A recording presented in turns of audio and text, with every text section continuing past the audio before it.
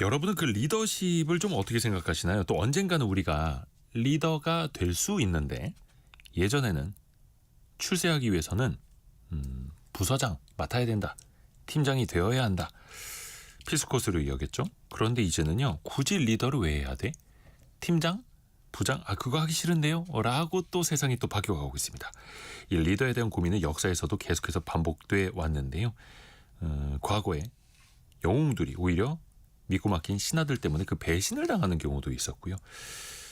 게임 이론을 통해서도 우리가 이거를 많이 배워볼 수가 있는데요. 그들은 왜 최후의 승자가 되지 못했나 2라는 책도 나왔고요. 연세대 경제학부 한순구 교수에게 배워보겠습니다. 안녕하세요, 교수님. 네, 안녕하십니까.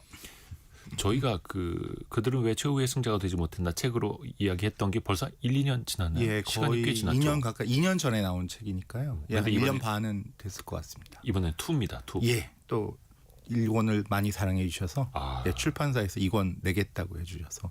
예. 근데 이 책은 게임 이론을 바탕으로 과거 인물들을 같이 이제 조명해 보는 거죠. 맞습니다. 예, 아무래도 역사 속 인물을 게임 이론을 분석하는 게 더 재밌죠. 그냥 수학으로 분석하는 것보다. 그래서 많이 좋아하시는 것 같습니다. 그러면 그 과거 인물들의 리더십이랑 오늘날의 리더십이랑 특히 이제 어려움 측면에서 보면 어떤 공통점이 있을까요? 결국은 요즘 뭐 기계도 발달하고 컴퓨터도 나오고 인공지능도 나왔지만 네. 끝에 가서 의사 결정하는 거는 인간인데 이게 10길 물속은 알아도 한 길 사람 속은 알기 힘들다라는 말이 맞듯이 어쨌든 인간과 인간의 그 갈등과 협력하는 이런 양상은 예나 지금이나 똑같기 때문에 저희가 과거의 인간관계를 들여다보면서 현재 어떤 교훈을 얻지 않을까 하는 제 바람을 담았습니다. 예. 그렇죠. AI가 아무리 좋은 답변을 내줘도 결국에는 선택하고 결정하는 건 인간의 몫이니까요. 예. 그게 또 리더한테 많이 또 가치가 그렇죠. 부여되고 예. 우리 국민들이 항상 존경하는 인물로 꼽는 사람 빠지지 않는 분이 이순신 장군이잖아요. 지난해도 맞습니다. 한국 갤럽 조사에서는 이렇게 나왔다고 하고 이순신 장군의 리더십을 이것도 게임 이론으로 좀 표현해 주실 수 있나요?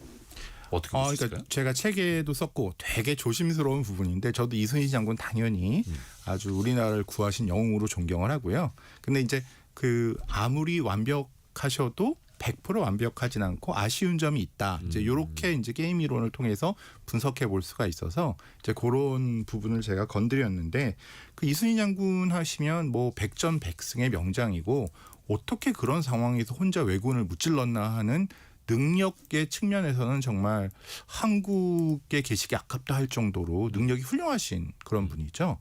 그런데 이제 너무 능력이 훌륭하셔서 사실은 이런 분들은 게임 이론이나 어떤 권모술수가 필요가 없을 정도로 훌륭하신 게 아닌가. 그렇죠. 왜냐하면 혼자 너무 잘하니까 혼자서 네네네. 100만 명도 이길 수 있으면 사실은 게임 이론이 필요 없는 전략이 필요 없는 그런 상황이셨지 않을까 하는 생각도 해봅니다. 아쉬운 점은 그러면은 어떤 걸까요? 근데 이제 그러니까 우리가 이제 성웅에 대해서 너무 잘 알고 있으니까 맞습니다. 아쉬운 점을 딱 근데 제가 지금 그거를 말씀드리려고 앞에 이걸 깔은 건데 이렇게 훌륭하신 분도 예. 좀 권모술수라기 하기는 뭐하지만 인간관계를 이렇게 훌륭하신 능력이 뛰어나신 분은 인간관계를 소홀히 하기 쉬워요. 네트워킹. 예, 근데 이순신 장군님은 그런 측면이 있지 않을까 제가 좀 짐작이 돼서 왜냐하면 물론 선조가 그렇게 아주 뛰어난 상관은 아니었죠. 네네네. 그리고 또 옆에는 원균이라고 하는 자기를 모함 아주 이상한 동료가 있었죠. 그런데 이제 그 사람들 이상하다라고 하면 어떤 사람이든 조직 생활에서 마음에 드는 사람들하고만 조직 생활할 수는 없잖아요. 네네. 이걸 좀 이겨내시는 지혜가 있었으면 하는 생각이 드는 게 그래서 그 부당한 지시 방어만 하지 말고 왜군을 공격하라. 라는 지시를 이건 우리가 하다가 오히려 패배한다라고 거절하시는 바람에 이제 백의종군을 하게 됐거든요. 그렇죠. 그래서 본인으로서는 상당히 떳떳하셨는데 그 부하들 입장에서 보면 원균이 대신 지휘해서 가다가 전멸을 합니다. 그렇죠. 예, 7천량이라는 걸 전멸을 하는데 그럼 차라리 본인이 좀 뜻을 굽히고 선조의 지시를 따르는 신용을 하면서 조금 공격을 하면 우리가 패배하더라도 원균한테 패배해서 수군이 전멸하는 수준까지는 가지 않았을 것 같아서 좀 그런 어떤 좀 인간관계의 묘미를 살리셨던 것도 괜찮을 것 같고 또 하나는 저도 옛날에는 이순신 장군 같은 분 밑에서 한번 싸워보고 싶다라고 했는데 오. 가만 보면 밑에서 싸웠으면 원균 따라갔다가 죽었든지 아니면은 그 CEO인 선조가 미움을 받아서 예. 나중에 이순신 장군 밑에서 실컷 공원 세우고 출세도 못하고 인정도 못 받아서 너무 억울할 것 같다라는 생각이 듭니다. 그래서 좀 부하 장병과 그 나라의 일을 다 걱정하셨으면 본인의 너무너무 청렴하신데 그거를 조금 숙이시는 그런 전략도 한번 생각해 보셨으면 어떨까라는 생각을 해봤습니다. 그러니까 그 유능한 리더라는 말 속에는 여러 가지가 있는 거죠. 그러니까 실무적인 일도 잘해야 되는 그쵸. 거고 정무적인 감각도 뛰어나야 하는 거고 네. 발도 넓어야 되는 거고. 한 10가지를 다 잘해야 되는데 예. 10가지를 100점 맞기 힘들면 그럼요. 한 80점씩 다 10개를 맞는 게 몇 개 100점 맞고 몇 개 빵점 맞는 것보다 낫다. 이제 그게 경제학적인 이거는 이제 경제학적으로 봤을 때 그쵸. 사실 게임 이론도 경제학 이론이니까요. 맞습니다. 예. 그 리더십이 특히 위기 상황 속에서 빛날 때 있지 않습니까? 예. 회사가 어려울 때 뭐 자영업 하시는 분들도 마찬가지고 사장님도 이제 직원들한테 어떤 리더십을 발휘하셔야 되니까 진짜 리더와 위기 때 무너질 수밖에 없는 리더 어디에서 먼저 차이가 날까요? 지금 말씀 중에 진짜 리더라는 말이 중요한 것 같은데요. 네. 진짜 리더를 이제 경제학 용어로 해석하면 자녀 책임자라는 용어가 있습니다. 잔여 책임자. 남아 있는. 예. 그러니까 뭐 저는 연세대에서 제 과목을 강의를 하는데 네. 전 요 과목 강의만 잘하면 돼요. 근데 연세대의 모든 구성원이 이제 제 직장을 얘기를 하면 다 자기 일을 했는데도 이 연세대학교라는 조직이 위기에 처할 수도 있죠.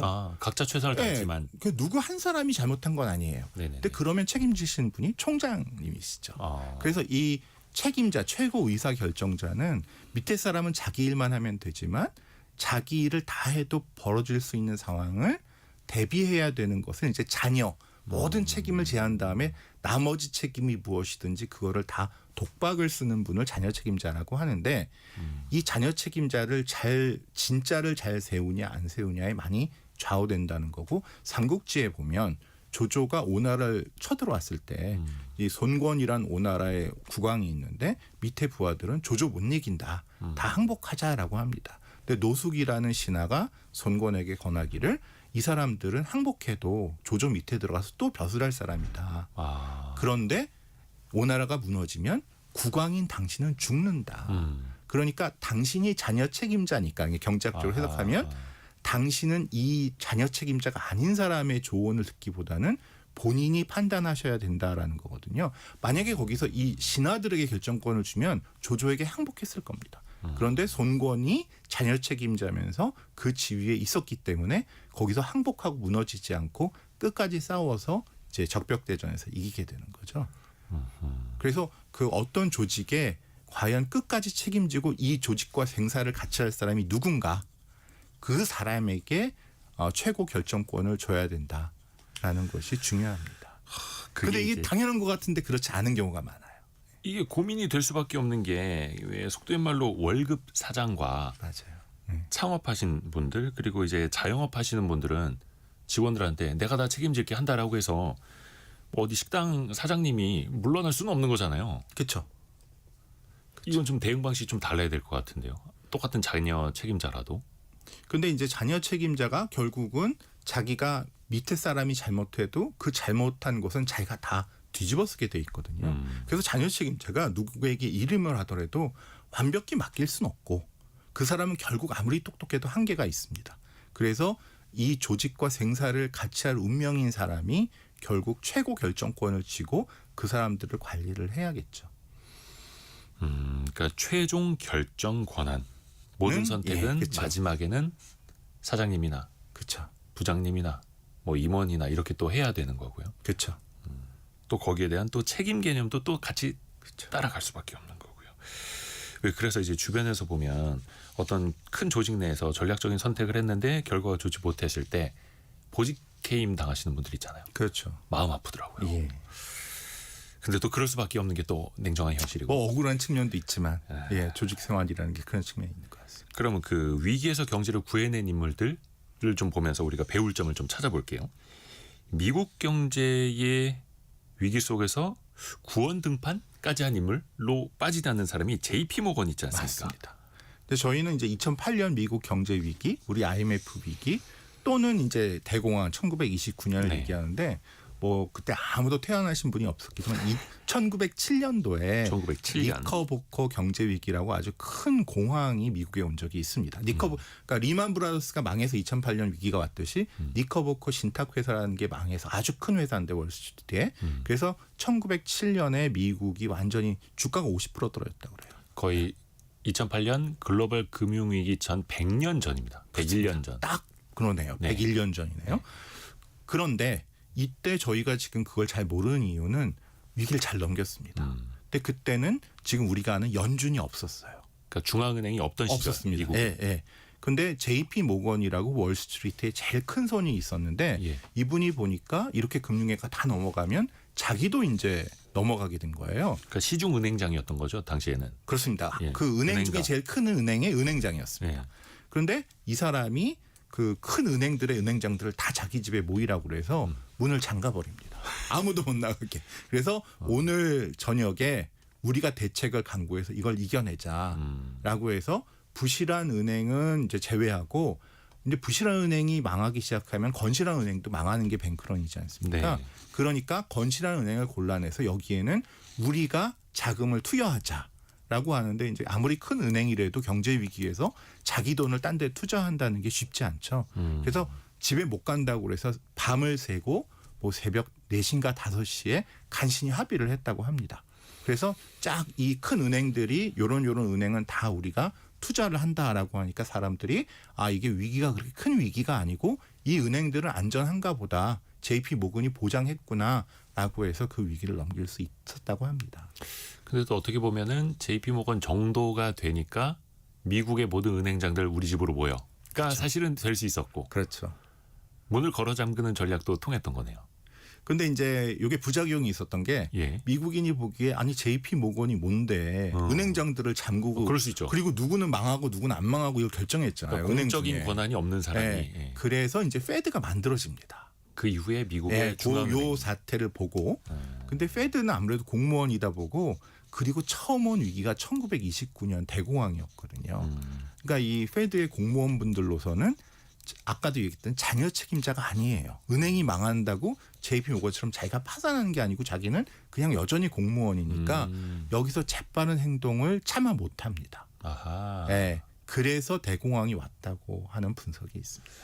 그러니까 당시 은행가들은 미국이 망하면 우리 은행도 망하니까 예, 문 걸어 잠그고 아무도 못 나가. 맞습니다. 다 똑같은 처지 아니냐 이렇게 해서 설득을 또 할 수 있었던 거고. 그렇죠. 물론 그 이후에 미국의 연준 중앙은행이 만들어지는데 그래서 미국의 중앙은행은 뭐 우리나라나 다른 나라처럼 국가가 만든 게 아니라 맞습니다. 은행가들이 만든 중앙은행. 좀 특이하게 버냉키 교수님이 이제 노벨상을 받으시고 하신 분인데 이걸 다 연구해서 2008년도에는 그래도 재빨리 은행을 구해야 된다라는 결정을 내려서 대공황만한 큰 위기는 그렇죠. 모면했다고 판단됩니다. 그러게요. JP 모건을 통해서도 우리가 위기 속에서 리더십을 하나 더 배울 수가 있겠고 특히 어떤 어려움에 처했을 때 회사나 뭐 자영업 하시는 분들도 어려움에 처했을 때 리더가 지나치게 소극적으로 대응할 수밖에 없는 상황이 있습니다. 위축이 되니까. 맞습니다. 또 반대로 오히려 이때가 기회야라고 하면서 무리하게 베팅을 하는 리더도 나타나고요. 역사를 돌이켜보면 그 결과는 어땠을까요? 제가 들고 싶은 예는 그 일본의 삼영웅이라고 하는 오다 노부나가 토요토미 히데요시 도쿠가와 이에야스인데요. 네.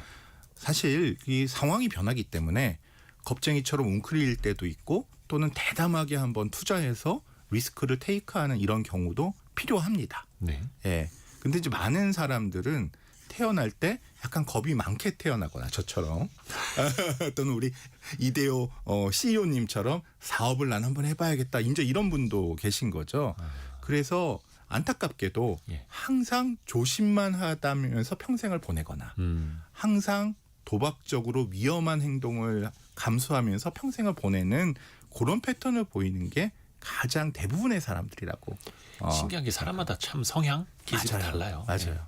근데 오다 노부나가 토요토미 히데요시는 계속 위험을 감수해서 조그만 영지를 확장시키면서 일본을 통일한 사람이죠. 근데 이렇게 계속 확장하다가 심지어 토요토미 히데요시는 한국하고 명나라, 중국까지 먹겠다라고 너무 허황된 행동을 하다 결국 집안이 망하는 케이스가 되고요.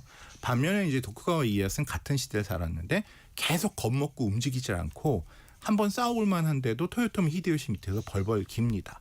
그러다가 토요토미 히데요시가 죽으니까 갑자기 어디서 난 용기인지 자기가 반란을 일으켜서 토요토미 히데요시 부하들을 죽이고 일본을 차지하게 되는 거죠. 그래서 가장 이상적인 경우는 시기에 따라서 겁쟁이가 됐다가 또 시기에 따라서 도박사가 되는 이런 판단을 할 수 있었으면 가장 좋겠죠. 근데 이제 그래서 저도 인간의 그 타고난 성향을 이기기는 매우 어려우나 인간이 다른 동물과 다른 거는 지능이 있어서 자기가 판단해서 변해야 된다고 할 때 변할 수 있는 게 이제 진화에서 가장 큰 도구라고 생각해 보면 그거를 극복해서 내 성향은 겁쟁이지만 때로는 대담하지만 때로는 소심하게라는 요런 그 지침을 항상 가슴속에 리더는 갖고 있어야 되는 게 아닌가라는 생각을 해봅니다. 그러게요. 그러니까 사냥을 할 때도 맹수한테 아무 때고 덤비는 게 아니라 맞습니다. 그 맹수가 사냥을 하다 지쳤을 때 뭐 그때 싸울 수 그렇죠. 있는 예. 그렇게 또 기회를 보는 거고요. 이게 참 사람마다 성향이 다릅니다만 또 그 성향을 알고 성향을 대처법은 또 극복할 수 있는 유일한 동물이 인간이기 때문에 아. 그 장점을 살려야 되지 않을까. 좋습니다. 그러니까 이게 타고난 기질 성향도 중요하고 또 어떻게 보면 이제 사회생활 하면서 실무 경험이라는 게 또 쌓여가지 않습니까? 맞습니다. 실무 경험을 요것도 게임 이론을 어떻게 또 풀이를 해볼 수가 있을까요? 뭐 게임 이론으로 풀이를 해보면 게임 이론은 이제 교과서에서만 배우는데 예전에도 보면 교과서에서만 배운 병법으로 전투를 하다가 실패한 장군들이 꽤 많습니다.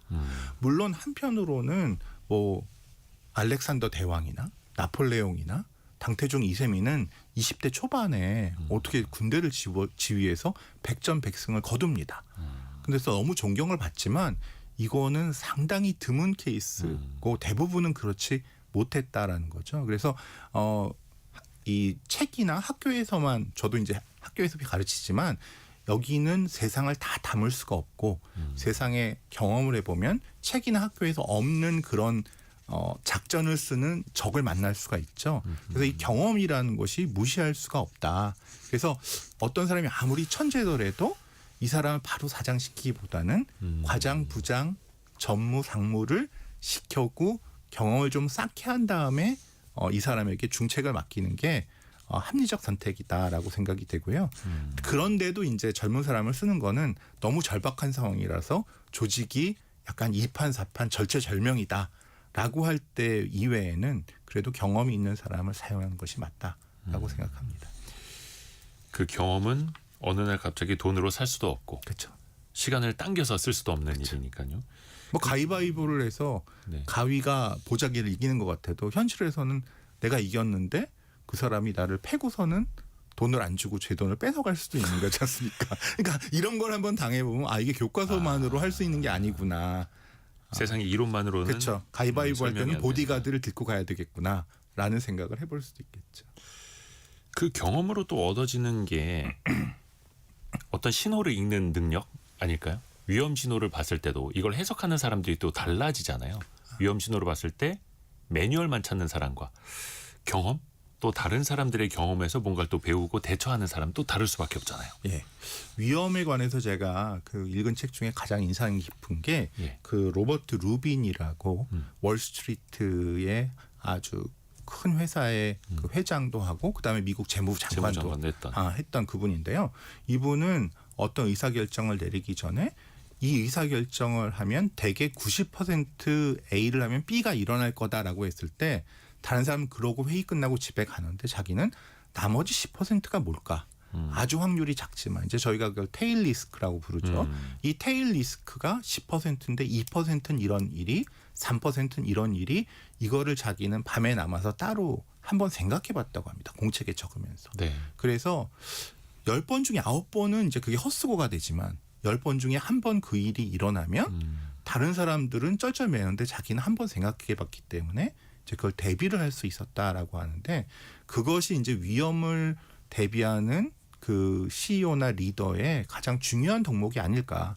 예를 들어서 이제 그 삼국지에 위호 촉이 있었는데 촉나라가 망할 때 그 촉을 망하게 한 장군이 위나라의 등해라는 장군이었다고 합니다. 네. 근데 이 장군이 아무리 정면으로 쳐봐야 총나라가 이게 산세가 험해서 안 되니까 아예 아무도 통과할 수 없는 절벽으로 가면 총나라의 뒤를 칠 수 있다라고 해서 절벽길을 길도 없는 데를 네. 동물을 따라서 이렇게 갔는데 거기가 은평 지역이라는 데였다고 하고요. 근데 딱 가다 보니까 성이 하나 나와서 우리 다 죽었다. 지금 가기도 힘든데 여기서 성에서 우리를 공격하면 다 죽었다라고 했는데 그 성이 빈성이었다고 합니다. 제갈공명이 혹시 위나라가 이쪽으로 쳐들어올지 모른다라고 해서 거기 성을 지어놨는데 제갈공명이 죽은 다음에 유비의 아들인 유선이 이거 쳐들어올 리도 없는데 왜 이걸 지어놨냐. 그러니까 테일 리스크죠. 쳐들어올 확률이 1%밖에 안 되는데 우리가 왜 신경을 쓰냐라고 했는데 그래서 등해가 제갈공명이 살아있었으면 큰일 날 뻔했다라고 하면서 쳐들어가서 이제 무찔렀다고 하는 건데요. 이런 작은 위험이 언젠가는 이제 조직을 위협하기 때문에 그것을 그래도 한 번 생각하고 대비책을 한 번 생각해 본 사람과 그렇지 않은 사람의 차이가 크다. 그래서 제 생각에 리더는 밤새 이런 일이 일어날 수 있지 않을까라고 이제 자기 마음속에서 성을 지었다 허물었다 지었다 허물었다 이런 작업을 많이 해본 리더가 더 성공하지 않을까 생각을 해봅니다. 뭔가 도전하고 성장시키는 것도 중요합니다만 일단은 흔들리지 않고 물론 이제 흔들릴 수는 있습니다만 맞습니다. 쓰러지지 않게 하는 게 또 예. 리더의 또 책임이기도 하니까요. 그 로버트 루빈 교수가 그런 얘기한 것도 유명하잖아요. 이 세상에 가장 확실한 것이 있다면 확실한 것은 없다는 것뿐이다 이거. 네, 세상엔 정말 확실한 게 없다라는 예. 거. 또 회사가 그 실적이 안 좋을 때 논란이 휩싸였을 때 뭐 추진했던 프로젝트가 실패했을 때 대개 리더를 바꾸죠. 그렇죠. 팀장이나 예, 담당 맞습니다. 임원, 맞습니다. 본부장을 교체해버리죠. 맞습니다. 그래서 이제 인사 시즌이 참 무섭기도 한 건데 인사 시즌이네요. 그러니까. 연말에 또 이게 참 예, 좀 잔인한 말씀 보내셨습니다. 회사 다니시는 분들도 아마 긴장을 하시는 시즌이 올 텐데 그때 또 내부 승진을 하거나 외부에서 이제 영입을 해오거나 발탁과 영입 이거는 어떤 차이가 있을까요? 그 효과 측면에서 물론 일반화하기는 어렵겠습니다만 리더가 실패를 했더라도 그 구성원들의 신뢰를 잃지 않았다면 괜찮은데 대개는 이제 실패를 하면 신뢰를 잃게 되는 게 문제다. 그래서 저는 교체는 불가피한 측면이 있다. 왜냐하면 이제 리더라는 것을 경제학적으로 생각해 보면 저희는 이제 코디네이션 게임이라는 게 있거든요. 예.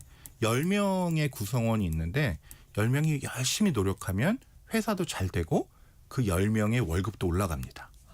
근데 문제는 9명이 죽어라 열심히 했는데 1명이 게으름을 피우면 성과가 안 나요.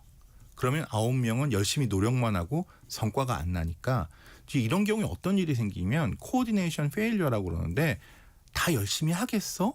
나 혼자 열심히 하다가 바보 되는 거 아니야? 라는 기분이 들어서 10명이 다 열심히 하는 것이 생각보다 되게 힘듭니다. 그때 어떤 사람이 나와서 우리 이대호 진행자님이 나와서 나를 믿어라. 내가 다른 사람 다 설득해서 열심히 하게 할 테니까 너만 열심히 하면 우리 성공하게 해줄게. 라는 리더십을 발휘하면 그 리더를 믿고 10명이 열심히 일해서 성공을 할 수가 있었다는 거죠. 그러니까 이렇게 그 리더는 항상 성공을 하면서 그걸 통해서 믿음을 쌓아가서 사람들에게 믿음을 주는 역할이 중요한데 이제 여기서 실패를 좀 거듭하게 되면 사람들이 아무리 리더가 얘기해도 이제 믿지 못하니까 새 리더가 필요한 상황이 될 수밖에 없는데 문제는 이제 연산군하고 광해군이 이제 그 반정 때문에 쫓겨난 암군인데 조선시대에 네네네. 뭐 연산군 너무 혼란한 군주였기 때문에 암군이었기 때문에 중종이 그보다 낫지만 중종도 조광조 등용했다가 또 사약을 내리고 하면서 아주 그 명군이란 얘기 못 듣고요. 광해군의 경우는 쫓겨나긴 했는데 또 인조는 또 병자호란 때 완전히 나라가 망할 뻔한 이런 일을 겪지 않습니까? 그래서 이게 바꾼다는 게 꼭 더 좋은 사람이 온다는 보장은 없으나 보장은 없으나 앞에 너무 실패를 해서 믿음을 잃으면 새로운 트라이를 하되 그렇다고 해서 뒷사람이 반드시 성공하는 것은 또 보장되지는 않았다라는. 어렵죠. 예. 단적으로 축구 국가대표팀 감독만 봐도 그러지 않습니까? 예. 항상 이제 좋은 성과를 냈어도 어떤 대회에서 뭐 탈락을 하면 또 책임지고 물러나야 하는 게 또 숙명이기도 하고 또 근데 뒤에 이게 오는 감독이 좋은 잘하는 전략을 것도 쓴다고 게임 이론이 100점 100승의 전략은 없습니다. 그럼요. 뭐 상대방은 전략 안 쓰나요? 그러니까 2할 타자가 3할 타자 되면 연봉이 갖다 100배로 뛰거든요. 그러니까 네네네. 승률을 올리는 것이 전략이지 이것이 잘못하면 패하면 잘못이고 이기면 승리다라는 것은 아니기 때문에 그런 것도 조금 우리가 다 이해를 하고 리더를 좀 기다려주는 지혜도 필요하긴 합니다. 그러게요. 신뢰를 잃었을 때는 어쩔 수 없이 리더를 교체해야 하는데 그 이후에 오는 인물 박영은 님이 아픈 말씀 하나 해주셨습니다. 발탁이 어떻게 하느냐. 능력자인가 아니면 지인인가. 한국은 거의 지인이어서 망한다고 이런 또 글을 올려주셨는데 일부의 사례겠죠. 일부의 사례겠고 또 이게 결국에는 어찌됐든 간에 네트워킹을 통해서 외부에서 잘하는 사람 데려왔다라고 했는데 그게 지인이든 아니든 결국에는 또 실력으로 보여줘야 하는 거잖아요. 결과로서. 어쩔 수 없는 일이고요. 그 과거의 성공 방식을 또 고집하는 분들도 항상 또 도마에 오릅니다. 내가 해봤는데 라떼는 말이야. 이렇게 하니까 됐다니까. 이런 식으로 이제 밀어붙이게 되지 않습니까? 근데 또 그 사이에서 세월은 또 변하고 세상은 또 그 과거의 전략이 과연 통할 것인가에 대한 고민이 이어질 수밖에 없지 않습니까? 이 부분은. 오늘 좀 삼국지 얘기를 많이 하게 되는데 네. 그 얘기 하시면 떠오르는 사람이 이제 유비죠. 유비가 라떼는 말이야 좀 했나요? 행동으로 보였다고 저희는 분석합니다. 행동으로. 그러니까 유비는 도원결의하고 삼고철회가 제일 유명합니다. 네. 사실 그걸로 성공했습니다. 유비가 보잘것없는 사람인데 관우장비라는 우수한 무장을 형제로 만들고 예. 제갈공명이라는 시대 최고의 전략가를 삼고초려해서 자기한테 자기 보잘것없는 자기 밑에서 일하게 해줌으로써 천하를 3분해서 촉이라는 땅을 차지했죠. 네. 그래서 이건 너무 촉을 차지할 때까지는 성공적인데 삼국지를 보면 제가 항상 기억에 남는 게 촉에는 왜 이렇게 인재가 없느냐. 우리가 조조랑 싸워야 되는데 인재가 없어서 싸우기가 힘들다. 오히려 유비가요. 예, 그런 얘기가 한탄이 많이 나옵니다.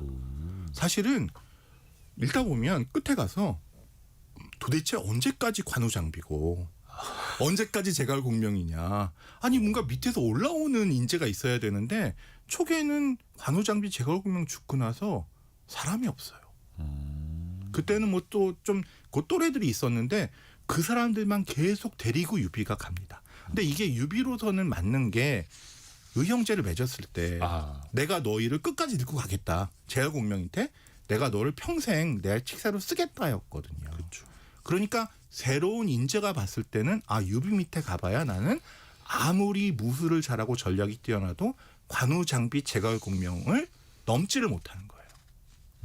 반면에 조조는 적장인 관우한테 적토마를 주면서 내 밑에서 일해라 라는 식으로 적장도 막 적극적으로 영입하고 네. 이 영입한 사람을 다른 사람 위에 앉히기도 하고 이럽니다. 그러니까 여기는 능력 위주고 유비는 그냥 그 옛날부터의 의리를 위주로 했는데 어느 순간 촉을 정복한 다음에 유비가 정말로 중국 전체를 노렸다면 외부 인재 영입을 위해서 미안하다 동생들아. 너희 위에 새로운 사람을 젊은 사람을 앉혀야겠다라는 행동을 조금 했어야 중국 사방에서 인재들이 유비 밑에 모였지 않았을까 하는 생각을 해봅니다. 당시에 만약에 그 신문이 있었으면 헤드라인 중에 그거 있었겠네요. 또 회전문 인사 뭐 이렇게 해서 언제까지 관우장비인가. 예. 근데 이제 한 가지 또 여기서 말씀드릴 거는 조조는 그렇게 그 인재를 등용하다가 뛰어난 인재인 사마의에게 나라가 망합니다. 예. 그러니까 이제 유비도 생각이 있었겠죠. 내가 이렇게 안정적인 중소기업으로 갈 건가 아니면 대기업으로 가려다가 잘못될 수도 있지만 한번 그걸 노려볼 건가라고 하는데 유비는 몰랐다기보다는 자기는 총나라에 만족했던 군주가 아닌가 하는 생각을 합니다. 어떻게 보면 그 새로운 인사로 인한 리스크를 떠안지 않으려고 했던 거고요. 그렇죠. 예. 안정적으로 가려고 했던 거고. 그렇죠. 그러니까 사실 그 안정적인 리더십을 또 원하는 최고 책임자들이 회전문 인사를 또 하는 거고요. 그렇죠. 그러니까 대기업 갈 수 있었는데 난 중소기업에서 처음부터 임원으로 일할래라는 엘리트 젊은이들이 있는 것처럼 약간 관우장비 제갈공명은 그런 타입이었죠. 예. 또 하나 그 직원 입장에서 보면 참 힘든 리더들이 있습니다. 유능하고 일 잘하고 부지런하고 한데 왜 그 똑똑하고 부지런한 상사 모시기 정말 힘들다고 하지 않습니까? 어떤 사람들이 제일 힘들 수밖에 없을까요? 또 그 반대 케이스도 있을 테고요. 그 조직에서 밑에서 일하는 거는 어차피 억울한 일도 당하고 힘든 상황이 발생할 수밖에 없다고 생각을 합니다. 왜냐하면 네. 그 리더도 자기가 그 변덕을 부리고 싶어서 변덕을 부리는 게 아니라 밖의 상황이 변하는데 네. 그걸 따라가지 않으면 조직이 잘못되는 거죠. 그리고 너무 냉정한 얘기지만 사실은 리더의 책임은 밑에 부하 직원보다는 조직이 잘 되는 거에 있지 부하 직원에게 있는 건 사실은 아닙니다. 부하 직원 개개인보다 예, 회사가 잘 돼야지 그 회사 직원, 그러니까 둘 중에 하나를 희생하라고 그러면 직원을 희생해서 회사를 잘 되도록 만드는 게 사실은 CEO죠. 그래서 그런 측면이 있다는 거를 알고, 근데 문제는 CEO나 리더가 그런 사람 속성이 있다는 걸 알기 때문에 부하 직원들이 CEO의 말을 결국 잘 못 믿게 돼요. 그래서 경제학에서는 이거는 내가 진짜다라고 하는 경우에 시그널링이라는 전략을 이제 써야 된다라는 얘기가 있습니다. 그 옛날 진나라의 상왕이라는 재상이 있었는데 이 사람이 법을 통해서 나라를 다스리고 싶었는데 법을 선포했지만 그 전에 이제 법이 없는 세상이었는데 자세한 법이 나오니까 왜 저희도 그러잖아요. 이거 뭐 법 지키겠어? 뭐 이제 저 재상 바뀌면 또 이제 달라지지? 이제 이런 생각을 하고 있었던 거예요. 네네네네. 그래서 그 사람들이 이제 법을 좀 무시하니까 이 사람이 이목지신이라는 걸 썼는데 나무떼기 하나 갖다 놓고 예. 이 나무떼기를 100m를 옮기면 내가 거의 집 한 채를 준다라고 했습니다. 그래서 사람들이 농담인 줄 알았는데 어떤 사람이 진짜 했더니 집을 한 채 준 거예요. 그 나는 농담하는 사람이 아니다. 나는 상을 준다고 그러면 주고 벌을 준다고 그러면 준다라고 해서 상과 벌을 아주 법대로 이제 몇 년을 주니까 이 사람이 이제 그 법이 다 퍼지면서 진나라가 강대국이 됐다라는 건데요. 나중에 문제는 이 상황이 죄를 지어서 이제 임금에게 죄를 지어 도망가는데 자기가 아는 사람인데도 법으로 난 너를 체포해야 된다고 그래갖고 체포당해서 죽습니다. 그러니까 이 시그널링이라는 거는 리더로 봐서는 정말 강력한 메시지인데 문제는 이 강력한 메시지가 자기 발목을 나중에 잡을 수도 있기 때문에 정말 함부로 써서는 안 되고 조심해서 사용해야 되는 거다라는 것이 이제 시그널링 전략입니다. 어떻게 보면 이제 나는 한다면 하는 사람이야. 그렇죠. 이건데. 예. 근데 그 이미지를 한번 셋업하면 이걸 무너뜨릴 수가 없어요. 근데 그게 나중에 발목을 잡을 수도 있죠. 그러면 그 실제 행동으로 보여주는 사람 또 때로는 유연해야 하는 측면도 있을 텐데요. 맞습니다. 그러니까 너무 또 강직하게만 가면 또 안 되는 거고, 근데 또 부하들을 또 따르게 하려면 확실한 시그널링을 통해서 보여줘야 한다는 거잖아요. 행동을 통해서. 리더가 그래서 저도 뭐 리더는 아니지만 고민이 많습니다. 예. 리더시죠. 또 학생들도 많고 학과에도. 예. 부담이 되고 있습니다. 기말고사도 다가오고. 이게 그 게임 이론 연구하시는 거랑 또 이거를 실생활에 접목을 하는 거랑 또 쉽지 않으시죠? 그렇죠. 그러니까 그 게임 이론은 이제 큰 실수를 하지 않고 이렇게 해야 된다는 건 알지만 그것이 이렇게 성공을 딱 짚어주지 못하기 때문에 결국은 끊임없이 자기 상관, 부하 직원이 어떤 마음인가 신경을 쓰고 제일 중요한 거는 게임 이론이란 결국 나와 인간관계가 있는 사람의 마음에 어떤 움직임이 있는가를 감지를 해야지 대책이 나오거든요. 그러니까 그거를 끊임없이 감지하고 저 사람이 지금 서운해할까 고마워할까 이제 고마워하다가도 어느 순간 내가 이런 행동을 해서 마음이 변했을까를 계속 감지하고 있어야 되는 거죠. 피곤합니다. 그거 잠깐 소홀하게 하면은 사고 납니다. 예. 그리고 또 위에다가도 잘해야 되고 아래에도 잘해야 되고.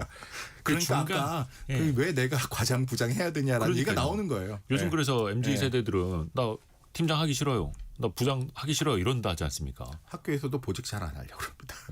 그러니까 예전에는 저 어릴 적만 하더라도 무슨 뭐 만년 과장 막 이런 게 되게 흉보는 말처럼 들렸었거든요. 막 드라마에도 그런 거 많이 나오고. 근데 요즘은 오히려 그걸 원한다는 거죠. 그렇죠. 자발적으로.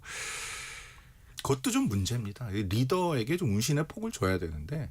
운신의 폭. 예. 그 사실 리더가 법으로만 움직이고 올바른 행동만 한다고 그러면 사람이 할 필요가 없습니다. 인공지능이 하면 됩니다. 그런데 이제 인간적인 판단이 들어가도록 하는데 인간적 판단이 들어가면 그게 성공할 수도 있고 실패할 수도 있는데 그 실패에 너무 많은 제재를 가하면 사실은 그 사람이 할 수 있는 게 별로 없어지니까 그게 뭐 그 사람이 불쌍해서라기보다는 우수한 인재가 리더가 되고 싶어하지 않고 그래서. 돼도 복지부동으로 되는 그런 단점이 있죠. 예. 요즘에 뭐 AI도 많이 나오고 AI를 접목한 로봇, 휴머노이드 로봇도 나오고 맞습니다. 있는데 그냥 이성적인 판단만 중요하면 휴머노이드 로봇 앉혀놓고 그렇죠. 로봇이 결정해 주세요. 법하고 끝. 규정 이럴 수도 넣어놓고 있는 이렇게 해라, 이런 경우 이렇게 해라, 이런 경우 이렇게 해라 하면 되는데 이제 그래도 임기응변이 필요한 거죠. 왜냐하면 그걸 갖다 명령대로 할 수가 없고 매뉴얼대로 할 수 없는 게 인간 세상이기 때문에 그러면 이제 좀 리더에게 운신의 폭을 주는 게 필요하긴 하다. 또 저희 방송을 그 자영업 하시는 분들 또 예. 사업하시는 분들 많이 들으시는데 직원들한테 정말 나는 잘해줬다라고 생각을 하는데 맞습니다. 특히 또 자영업 하시는 분들도 제일 힘든 게 직원 관리하는 거, 사람 구하는 거라고 하지 않습니까? 예. 직원이 어느 순간 떠날 때 배신감도 느끼게 되고 응원을 해주고 뭐 나는 잘해준 것 같은데 섭섭한 마음은 어떻게 이거는 들 수밖에 없는 겁니까? 어떻게 해야 되는 겁니까? 섭섭하죠. 그리고 많은 경우 그 직원이 잘못 판단하는 경우도 많이 있습니다. 근데 이제 제가 드리고 싶은 말씀은 네. 그것이 그 오너나 어쨌든 그 상사의 잘못이 아닐지언정 그 상사가 이거는 정말 직원이 이상한 놈이다라고 항상 결론을 내면 자기의 개선이나 향상의 그 계기가 될 수가 없어요. 그러니까 우리 애는 이상한 애라서 공부를 못해 말썽을 부려라고 하면 부모로서 뭐 거기서 더 이상 난 할 게 없어. 할 만큼 했어가 되거든요. 근데 이제 그래도 1%라도 내가 뭔가 놓친 것이 있다라고 생각을 해야지 자기도 개발되고 조직도 나아질 수 있기 때문에 이제 그런 케이스를 서운하게 생각하지 말고 내가 우리 직원의 마음을 헤아릴 수 있는 좋은 연구 자료가 생겼다라고 생각하고 왜 그랬을까 얘는 하고 한번 생각해 보면 그 다음에 조금 더 잘 대응할 수 있는 어떤 교재 같은 것으로 삼으면 어떨까 하는 위로 아닌 위로를 드립니다. 그러니까 물론 직원에게 잘 해줬다라는 거는 이제 사장님만의 생각일 수도 있어요. 맞아요. 예, 그 상대방 맞아요. 말도 들어봐야 되는 맞아요. 거니까.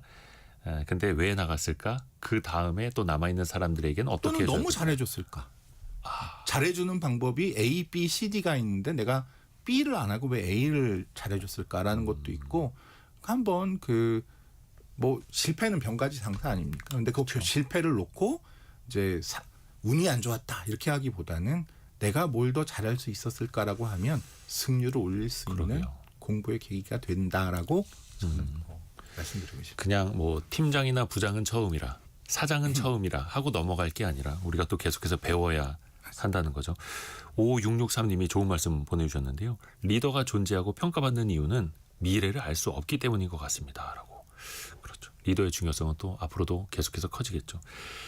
그들은 왜 최후의 승자가 되지 못했나 2 이 책을 또 바탕으로 연세대 경제학부 한순구 교수와 이야기 나눠봤습니다. 고맙습니다. 감사합니다.